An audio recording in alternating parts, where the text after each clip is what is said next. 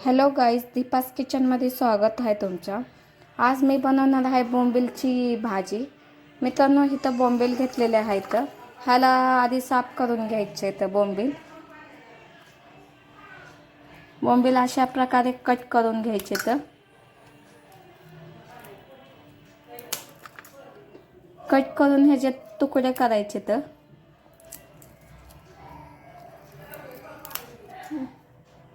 अशा पद्धतीने कट करून घ्यायचे तर चला रेसिपीसाठी तयार करू। इथं घेतली कढाई, त्याच्यात पाणी टाकून गरम करून घ्यायचे।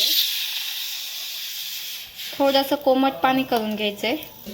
पाणी थोडंसं कोमट झालं की ह्याच्यात पाणी टाकायचं। थोडंसं कोमट झालं की ह्याला भिजत ठेवायचं 5-10 मिनिटं। कढाई गरम झालं की त्याच्यात तेल टाकायचे।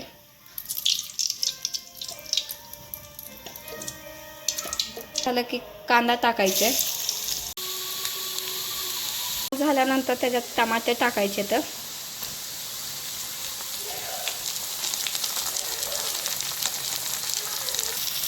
त्यानंतर त्याच्यात हळद टाकायचे, त्यानंतर मीठ, नंतर मिरची पावडर टाकायचे, मिक्स करून घ्यायचे। त्यानंतर बोंबील टाकायचे, त्याच्यात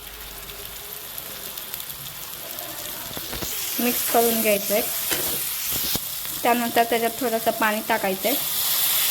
नंतर ह्याच्यावर प्लेट झाकून 5 मिनिटं बारीक गॅसवर शिजवून घ्यायचे।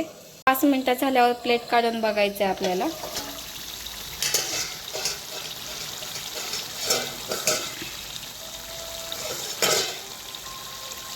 अशा प्रकारे आपली शिजलेली आहे। नंतर त्याच्यात कोथिंबीर टाकायचे थोडंसं। अशा प्रकारे आपली बोंबीलची भाजी रेडी आहे मित्रांनो। तुम्ही एकदा नक्की बनवून बघा, तुम्हाला नक्की आवडेल।